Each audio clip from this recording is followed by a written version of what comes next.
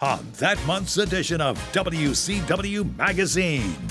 And here we are on the nWBro's YouTube channel here, checking out the August 1996 issue 18 edition of WCW Magazine. We're starterized here with Rick and Scott in the hot seat as they look at Slamboree and the Great American Bash 2 in this issue.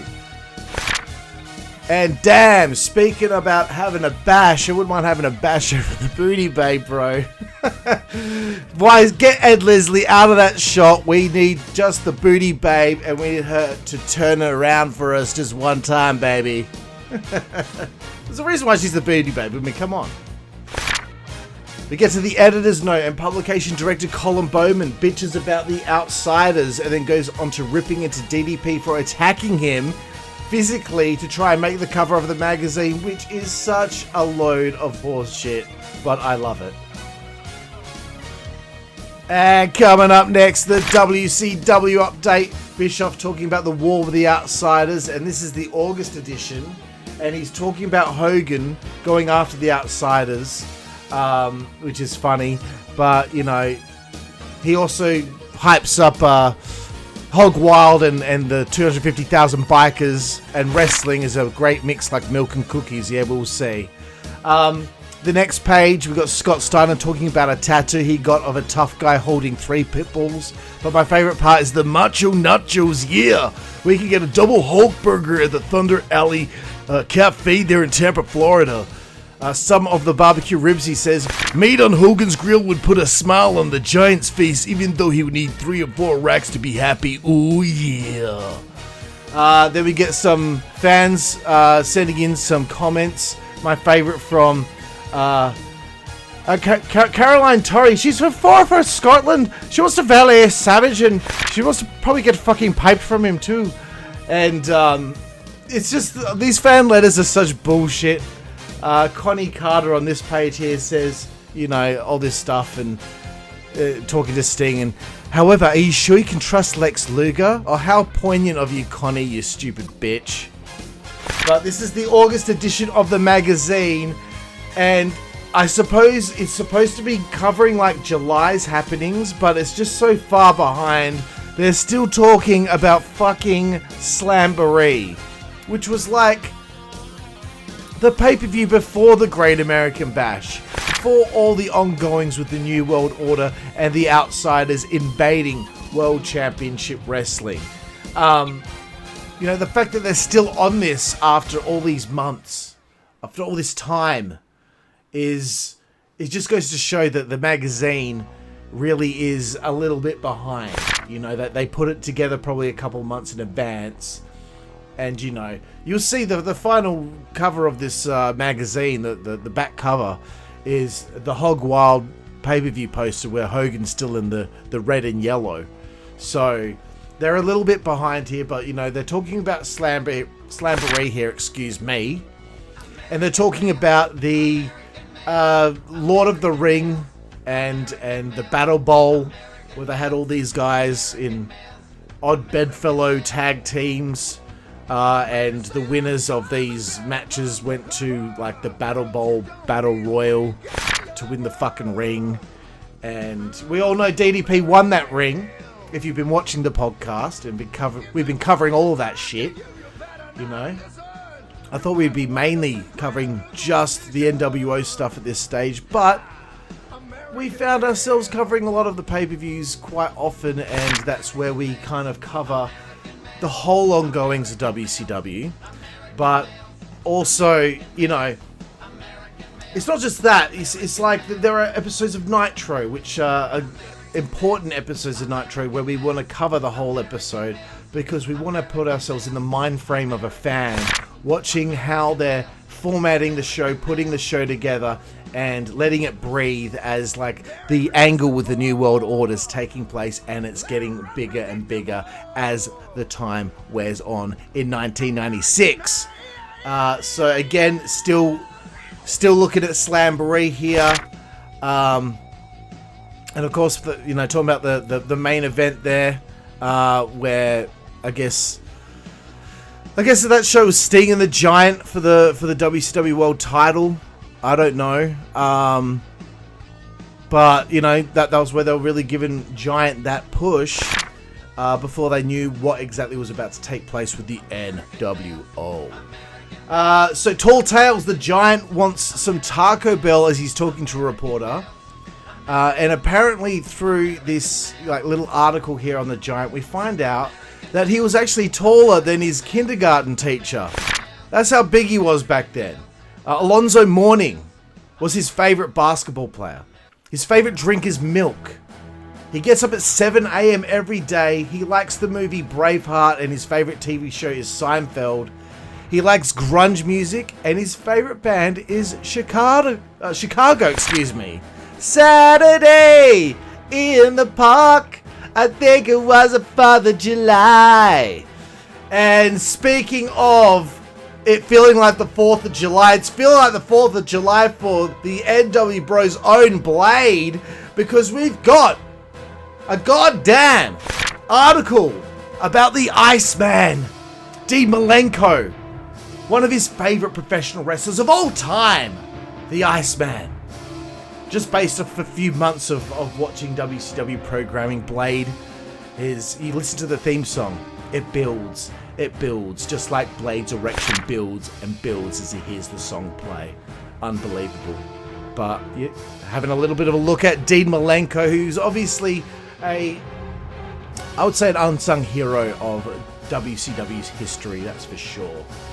He was always really good, and he failed to disappoint, except, Bret the Hitman Hart felt like it, Dean Malenko. They talk about how great of a wrestler he was, but he hurt me every time I wrestled him, and yeah. So anyway, we get to Medusa now, where she's talking a little bit about, them making that voyage to Hog Wild and them getting on the motorbikes and the hogs, and she takes the piss out of the American males, Bagwell and Riggs, for not knowing how to ride a motorbike. Heenan pays tribute to Dirty Dick Murdoch, who at this time, the wrestling legend himself, he unfortunately passed away from a heart attack at this time. But also Bobby spends a lot of the time in the article making fun of everyone.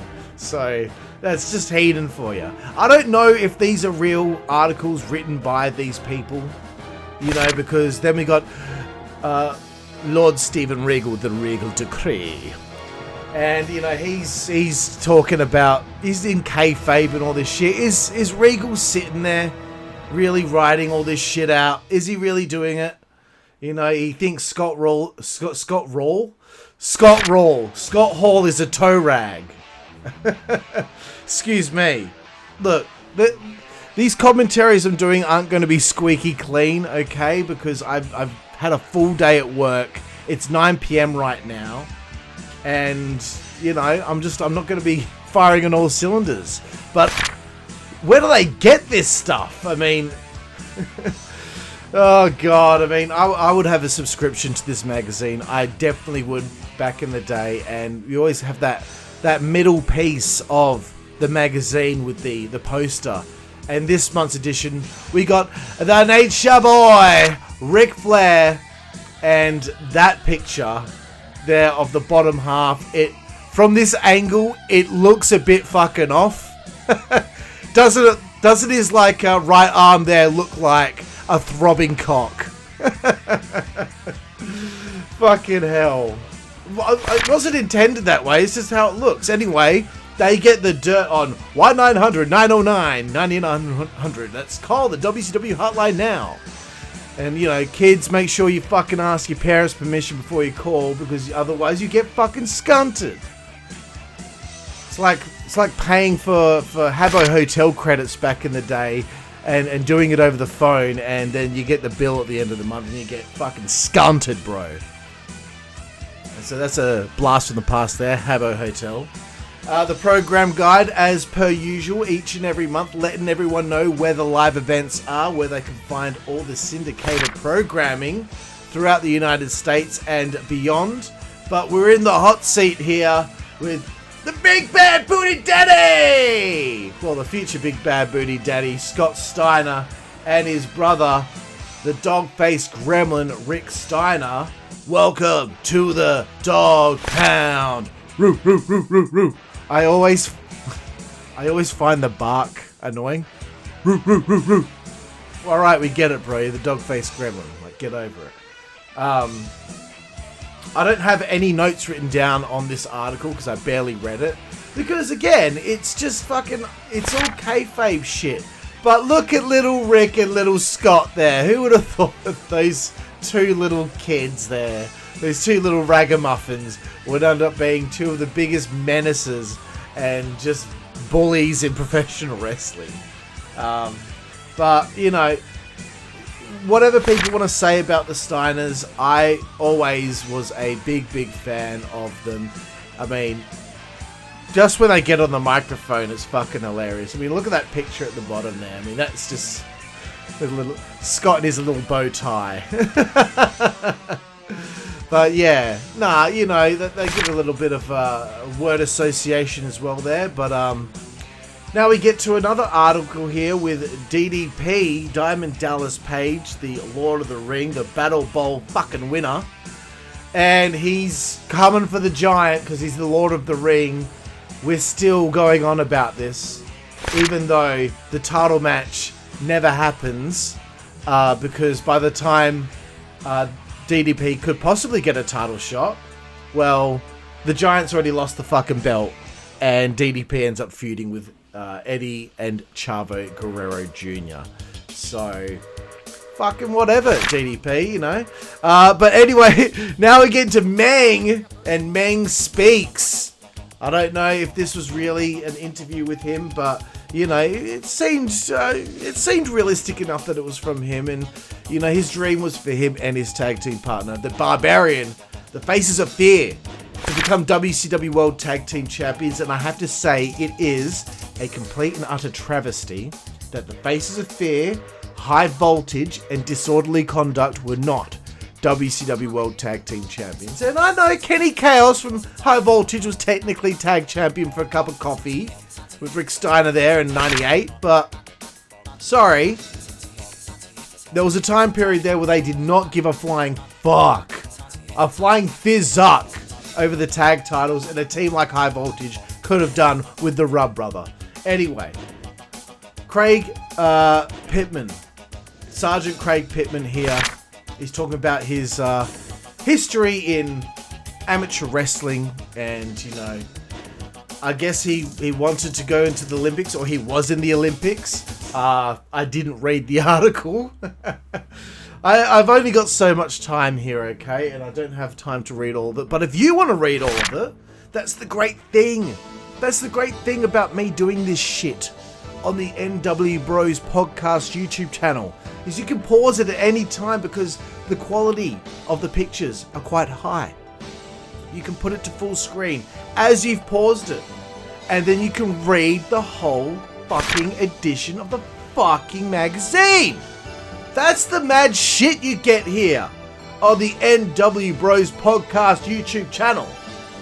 Please check out the other episodes I've done here of June and July of 1996 and those editions of the magazine. Please check that out because they're fun. I enjoy doing this. I enjoy having a look back and putting ourselves in the mind frame of a fan back then that is so immersed in the WCW experience that they are getting the magazine every month. You know, on the episodes of the podcast, I bring out merchandise from around that time period. You know, immersing ourselves in the experience of being a fan of World Championship Wrestling, bitch. Anyway, here, I guess we're looking at the Great American Bash. I'm loving it. I'm not really, like, whatever. It's like this is a good way to eat up a bit of time in the magazine, right? Like recaps of the matches and what happened, photos. You know, some people like that shit. Some people like to flick through and look at the pictures. But, you know, not everyone is like that. And that's just me. I need content. I like it when they go more behind the scenes and all that shit. But this is just the way it is, you know. And each page, I've got to talk for 20 seconds. Some of them, it feels like I need more than 20 seconds. But these recap pages, no. I need about 10. But here we are.